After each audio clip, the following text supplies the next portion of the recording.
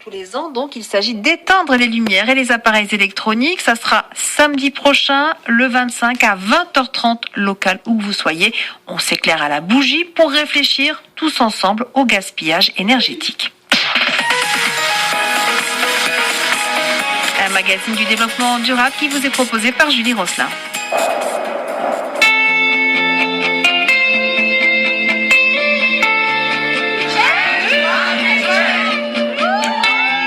Pour la planète souffle déjà sa 10e bougie. Très limité au début, le mouvement lancé par le WWF s'étend aujourd'hui à 7000 villes, plus de 170 pays à travers tous les continents. Au Maroc, plusieurs grands bâtiments de Casablanca et de Rabat ont d'ailleurs prévu d'éteindre leurs lumières. Les lumières et les appareils électriques non essentiels pendant 1 heure pleine.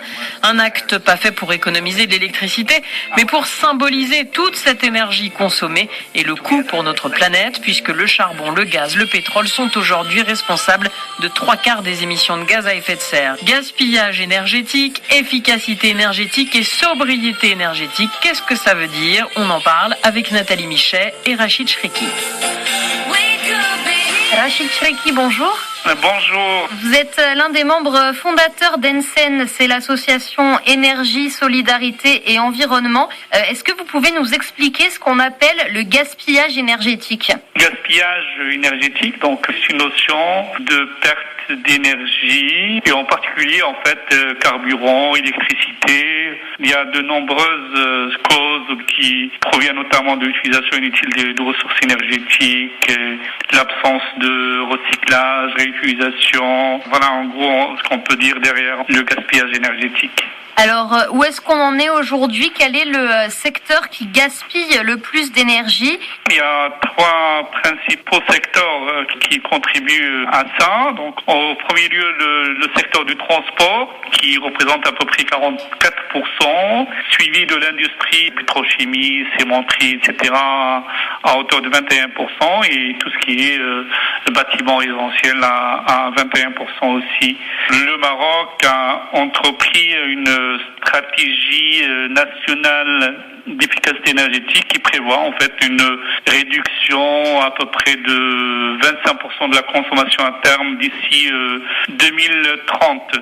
On entend souvent parler d'efficacité énergétique et il y a une autre formule qui est utilisée, c'est la sobriété énergétique. Quelle est la différence entre les deux? L'efficacité donc énergétique est beaucoup plus liée à ce qu'on appelle les dispositifs d'exploitation, de transport, de transformation de l'énergie, alors que la sobriété énergétique, il s'agit d'utiliser plus intelligemment des ressources d'énergie qui sont à notre disposition, de faire méthodiquement la chasse au gaspillage. L'efficacité énergétique, c'est un long processus. Comment on peut arriver à atteindre l'efficacité énergétique dans notre société?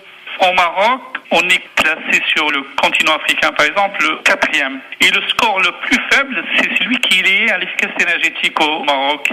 On est noté 42 sur 100.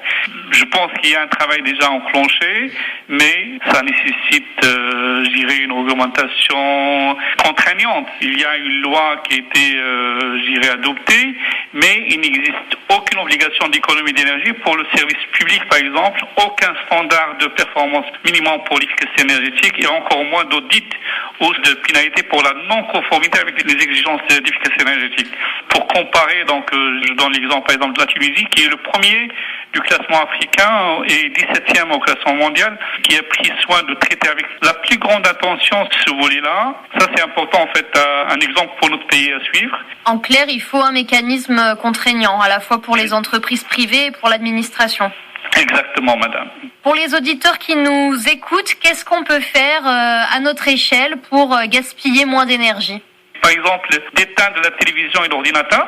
La plupart du temps, ces appareils restent en veille.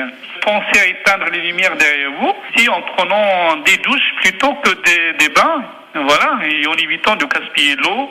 Laissez refroidir les aliments pour réduire la consommation de réfrigérateur. On laisse les aliments à l'extérieur, retomber à température ambiante et après on les met au frigo. Exactement. Ça c'est un geste très important. Mettez un couvercle sur vos casseroles, c'est quelque chose d'important aussi. En termes de construction, il faut utiliser ce qu'on appelle le double vitrage, qui permet de garder une maison chauffée à une température constante, etc.